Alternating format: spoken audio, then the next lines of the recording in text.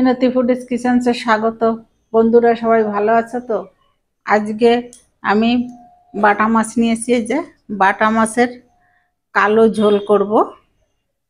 কেমন করে আমি কালো ঝোলটা করি, কি দিয়ে করি, পুরো ভিডিওটা আপনারা দেখবেন, আমার সঙ্গে থাকবেন আর ভিডিওটা টানবেন না, পুরো ভিডিওটা দেখবেন। আমি প্রথমে গ্যাসটা ধরিয়ে দিলাম। আমি মাছে লবণ হলুদ দিয়ে নেব। দিলাম লবণ,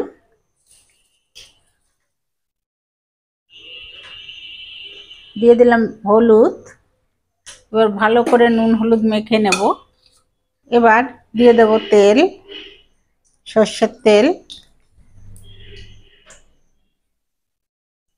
দিয়ে দেব সেই মাছ, বাটা মাছ লবণ হলুদ মাখানো।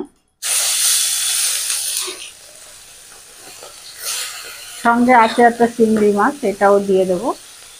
মাছ ভাজা হয়ে গেছে, অত কড়া ভাজা দেয়নি, হালকা ভাজা দিয়ে এপিট উপিট উল্টিয়ে ভেজে নিয়েছি। এবার তুলে নেব। এই তুলে নিলাম, এটা সাইডে থাক।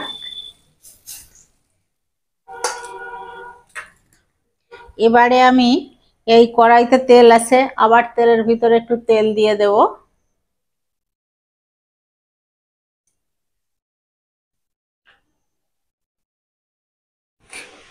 এবারে আমি কালো জিরে ফোড়ন দেব। যে আমি বললাম আর কিছুই দেব না, শুধু কালো জিরেটাই দেব। কালো ঝোলের এই কালো জিরেটাই মেইন। এই কালো জিরে দিয়ে করবো দেখে নামটা কালো ঝোল।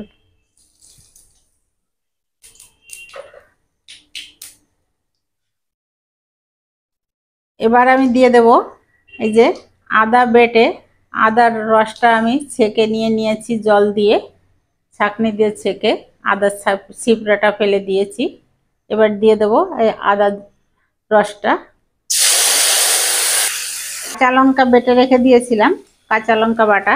ঝালটা আপনারা আপনাদের পরিমাণ মতন দেবেন।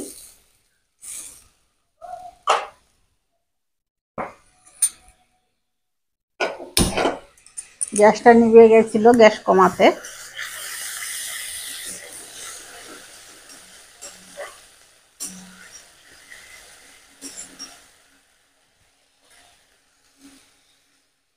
এবারে দেব হলুদ,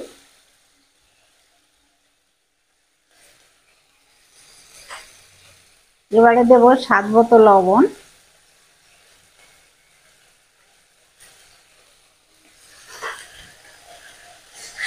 এবারে দিয়ে দেব এই সেই কালো জিরে বাটা, যেটাই মেইন উপকরণ।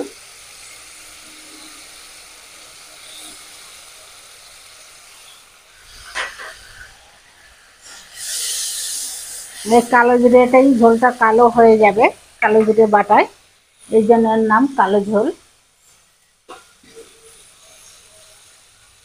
এবার ওই বাটিতে ধুয়ে জল দিয়ে দেবো।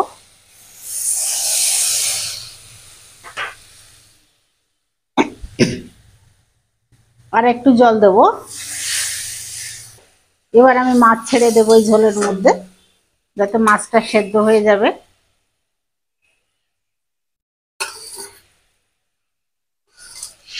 আর কিছু দেবার নেই, ঝোলটা টানবে তখনই, ঝোল পাতলাও থাকবে। বাটা মাছের পাতলা ঝোল খেতে খুবই সুস্বাদু। মাছের কালো ঝোল হয়ে গেছে বাটা মাছের, কিন্তু আমি এর ভিতর বললাম কোনো ধনেপাতা দেবো না, আপনারা দিতে পারেন। কিন্তু কালো জিরে বাটার মধ্যে ধনেপাতা না দেওয়াই ভালো আমি বলবো। তাহলে ধনেপাতার গন্ধটাই পাবো, কালো জিরের টেস্ট আর পাবো না। যদি সর্ষে বাটা দিয়ে করি, জিরে বাটা দিয়ে করি ঝোল, তখন দিলে ভালো লাগবে।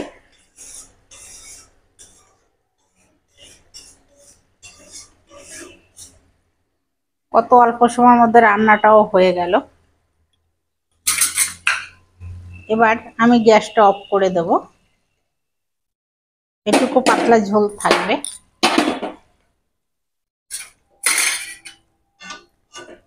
এবার আমি নামিয়ে নেব।